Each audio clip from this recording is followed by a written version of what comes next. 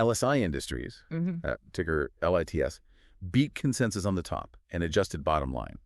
Revenue hit $234.62 million, which, I mean, that is a massive 51% year-over-year surge. Adjusted EPS came in at 38 cents, and management maintained their full-year fiscal 2027 guidance of 12.5% adjusted EBITDA margins. Right, but the stock reaction was just brutal. We saw a 14.3% plunge on earnings day, trading on volume that was like 285% above average. So if you are holding or watching the stock, you're probably asking the same exact question I am.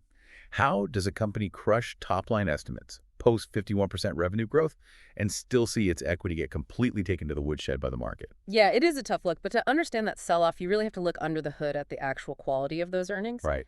Because yes, they beat on adjusted EPS, but when you looked at GAAP EPS, the unadjusted hard accounting reality, they actually missed estimates by nearly 38%. Wow, 38%. Yeah, it came in at just 18 cents. That is a glaring gap between adjusted and GAAP. And, going through the notes for this deep dive, the core issue dragging that down seems to be, well, integration friction from their recent Royston Group acquisition. That is exactly it. Because of that integration, their adjusted gross margins dropped 180 basis points down to 24.5%. Okay, so it sounds to me like they went out and bought a massive, high-powered revenue engine, but, that engine came with a severely leaky oil gasket. That is honestly the perfect way to put it. And in this specific case, that leaky gasket is a lower margin signage backlog at Royston's Sign Resource unit. Right. Let's explain the mechanics of that drag for a second. Yeah. Because Sign Resource makes a lot of commercial signage, which relies heavily on plastics and petroleum-based materials. Yep. Highly sensitive to input costs. Exactly. So when petroleum input costs spike, it gets way more expensive to produce those signs. The profit margin on the orders they have already promised to fulfill just sort of shrinks away. You nailed it.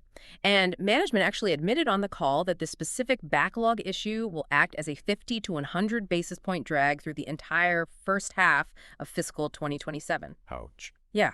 And to make matters a little more tense for investors, financing the cash portion of this Royston transaction spiked their net debt to $241.7 million. That pushes their leverage up to 2.7 times EBITDA. Okay, so they are carrying a heavier debt load and swallowing near-term margin compression. Yeah. Which I guess makes evaluating the structural divergence between their two main segments absolutely critical if you're trying to project future cash flow. Absolutely. Right now, Display Solutions is completely putting the business on its back. Oh, for sure. Display nearly doubled its revenue to $164.2 million. Right. I mean, that now makes up 70% of total sales. They even secured a massive $30 million contract to renovate 2,500 sites for an oil retailer. It is huge. But wait, 70% of total sales? I mean, I've always thought of LSI as a legacy lighting company. If you're analyzing this stock today, are you even looking at a lighting company anymore? Right. Or has LSI quietly transformed into a pure-play retail branding platform?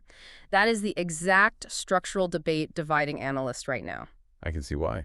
Because the bullish case sees a diversified turnkey visual solutions platform with serious cash generation potential once the acquisition is fully digested. But the bearish case looks at that legacy lighting segment, which actually contracted 3% year over year. Though management did cite uneven project timing in the auto and quick service restaurant markets as the reason for that contraction. And it is worth noting their book-to-bill ratio in lighting remains above 1.0, so the underlying demand has not vanished. The demand is still there, for sure, but the market is clearly punishing the near-term friction. The next 6 months are going to be a critical operational test to see if they can smooth this out. Definitely. And there are a few notable lingering risks for you to keep an eye on while this plays out. Their CFO, James Galeese, is retiring in August 2027, which adds some executive transition uncertainty. Yeah, and plus insiders have liquidated $6.22 million in shares over the past 90 days. Always something to watch closely when debt is high and a transition is underway. Oh yeah, you cannot ignore that. Which leaves you with a final provocative thought to consider today.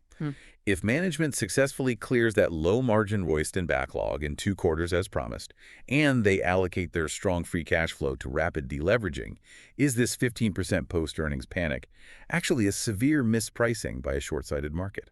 It is a great question. Could that leaky gasket just be a quick fix on a much bigger, faster engine? We will see how they execute in the first half of 2027. For sure. Make sure to follow the show for your daily earnings coverage.